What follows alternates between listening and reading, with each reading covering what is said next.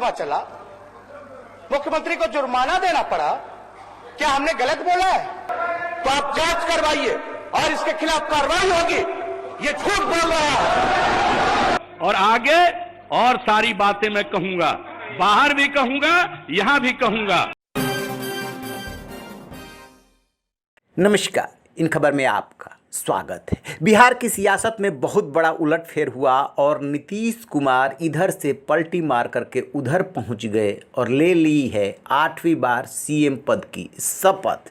इसके बाद सर्च में सबसे ज़्यादा नीतीश कुमार हैं, जहां बीजेपी उन पे करारा वार कर रही है, वहीं सेकुलरिज्म का दम भरने वाले कह रहे हैं कि बहुत अच्छा किया है। न तो जब वो बीजेपी के साथ आए थे तब अच्छा किया था, और न जब अब गठबंधन के साथ गए हैं तब अच्छा किया है, क्योंकि जो राजनीतिक पंडित हैं उनका मानना है कि ये सीधे सीधे लोगों के साथ विश्वासघात है। लेकिन क्या करेंगे, राजनीति की तासीर ही ऐसी है, जिसके हाथ में सत्ता वही सिकंदर।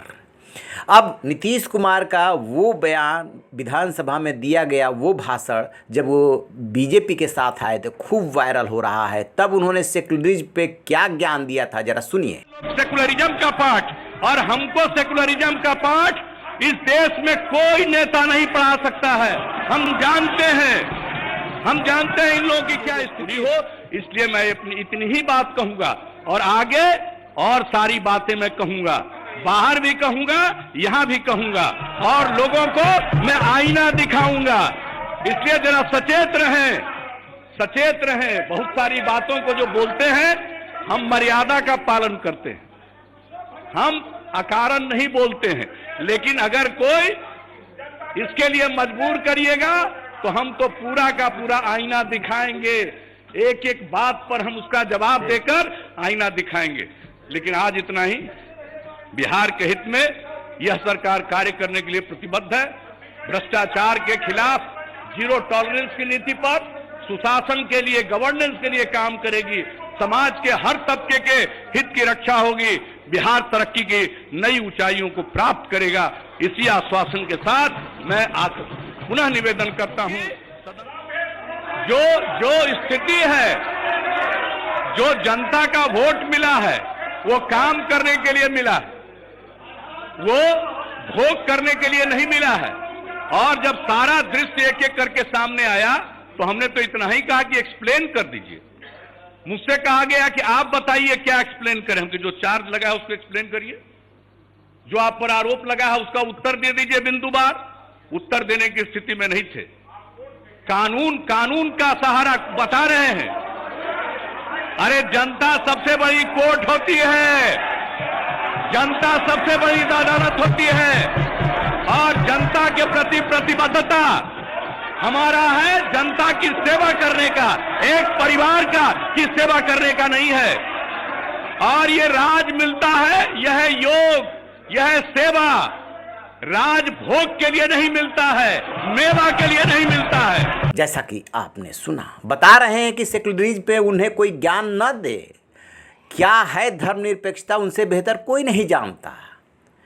और जब 2020 में चुनाव जीत करके आए, प्रतिपक्ष के नेता तेजस्वी यादव ने उन पे कुछ आरोप लगा दिए, तब वो किस तरीके से भड़के थे तेजस्वी पे, और क्या कहा था, जरा वो भी सुन लीजिए।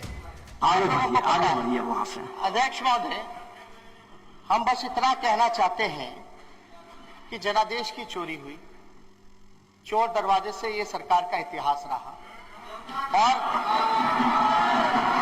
अध्यक्ष महोदय, फिर समय बढ़ाना पड़ेगा। समय बताइए जल्दी। समय ठीक है, एक और बढ़ा दिया जाएगा, क्या दिक्कत है? ठीक, बोलिए। गंभीर मसला है। मुख्यमंत्री पे हत्या का मुकदमा चला, मुख्यमंत्री को जुर्माना देना पड़ा। क्या हमने गलत बोला है? ये तो फैक्ट विषय आ चुका है। महोदय एक बार बात तो बैठ जाइए, आप बैठ जाइए। नेता प्रतिपक्ष बकवास ही बोल रहा है। बैठ जाइए, नेता प्रतिपक्ष बैठ जाइए। बात है तो आप जांच करवाइए और इसके खिलाफ कार्रवाई होगी। ये झूठ बोल रहा है। मैंने बता दिया था, मेरे भाई समान दोस्त का बेटा है, इसलिए हम सुनते रहते हैं, हम नहीं कुछ बोलते हैं। और इसके पिता